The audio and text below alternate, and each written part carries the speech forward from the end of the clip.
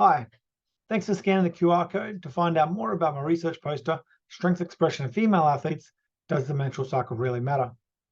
My name is Kurt Vogel, and this research was undertaken via University of Southern Queensland with my supervisors, Dr. Brianna Larson, Professor Chris McClellan, and Professor Stephen Bird. I was also assisted in data collection by another University of Southern Queensland student, Mitchell Burrows.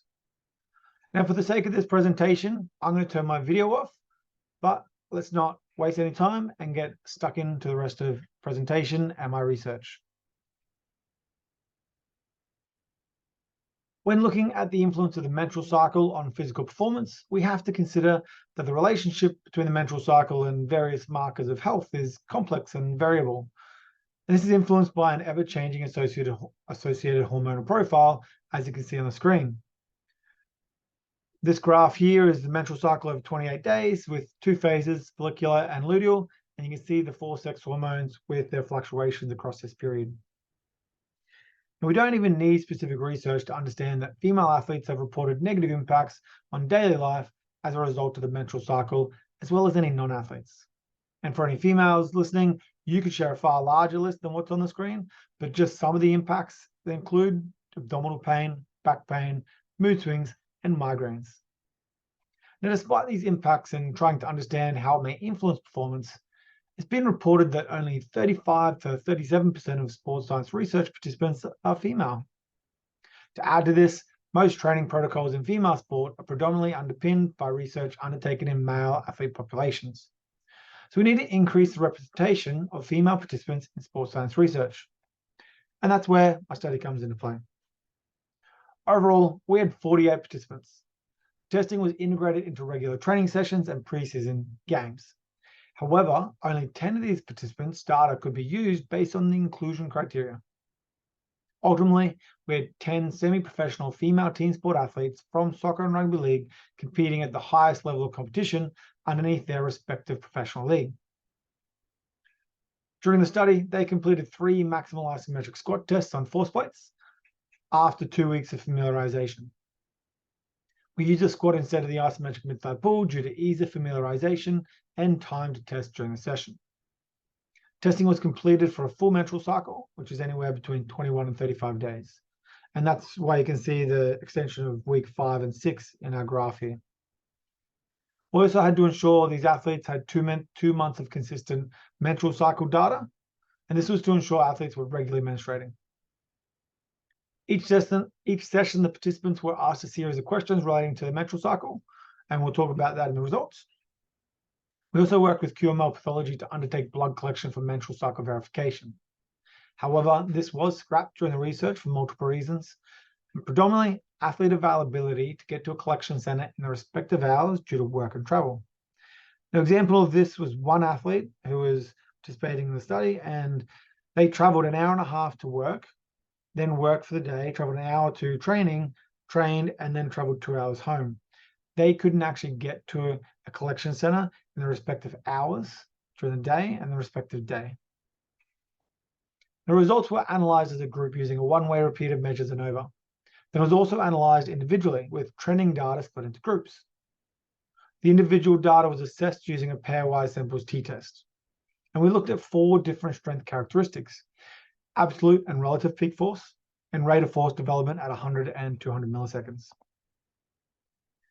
So let's get to the results. First of all, data was split across 5 phases of the menstrual cycle, compared to the 2 that we saw earlier. And this is based off the hormonal profiles and the fluctuations of each of those sex hormones. The phases we assessed were menstruation, follicular phase, ovulation, luteal phase, and premenstrual phase.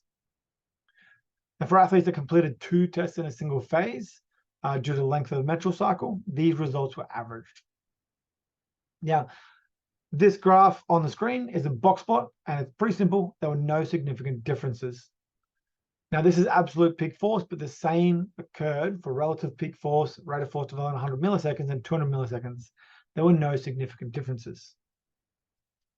However, even though this is a small cohort, we can see some trends and see some large changes in that as well.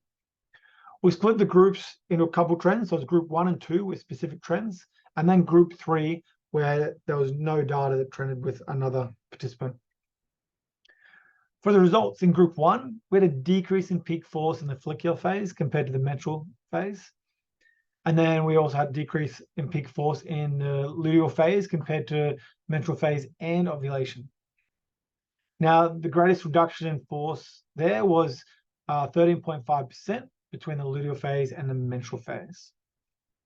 In group 2, we had a decrease in peak force in follicular phase compared to ovulation and the luteal phase, with the greatest reduction in peak force at 18.3% of relative peak force.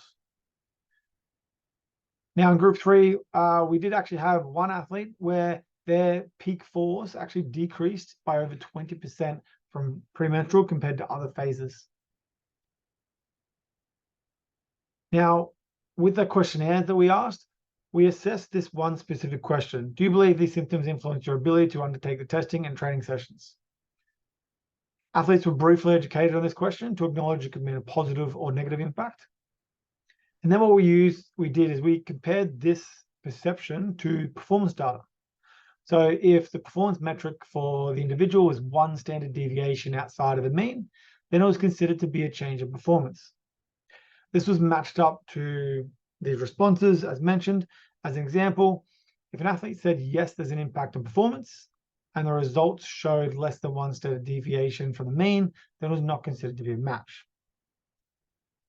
It was identified that most of the time, athletes couldn't tell when there was an impact on physical performance testing. Now, with this study brings us to some key points. Assessing data individually or grouping data sets with similar patterns may provide more nuanced information about the influence of menstrual cycle phase on strength characteristics, and this could have implications for athletes' training. The findings of this study match up to all educational material on the menstrual cycle for elite female teams, which discuss monitoring for individual changes. It is recommended female athletes monitor fluctuations in strength across different phases of the menstrual cycle to see how each phase may alter strength expression. And this is as simple as just keeping a log on your strength and what phase of the menstrual cycle you're actually in. Overall, the study highlights that assessing menstrual cycle data collectively may be a disservice to the female athlete and prohibits further understanding of how individual athletes are impacted across the various menstrual cycle phases. For anyone that's worked with female athletes or as a female themselves who've discussed the menstrual cycle with others, we understand that every person is different. The menstrual cycle history is different, coping mechanisms are different, and the impacts on physical performance are different. In future research, we need larger cohorts to draw firm conclusions regarding maximal strength across different phases of the menstrual cycle. It would also be valuable to assess more than one full menstrual cycle phase. However, what we can see just from this small cohort is that there are individual differences, and there's a large body of research that may be misrepresenting women based on collective analyses, whereby individually they may experience different impacts. I want to thank you for listening to my presentation. I want to thank ASCA for allowing me to present on my topic of research. And I'd also like to thank University of Southern Queensland, who supported me through this research too. I'd also like to acknowledge Brisbane Tigers Rugby League and Lions FC for allowing me to conduct this research across their women's teams. Thank you again for listening, and I hope to catch up with you at the conference.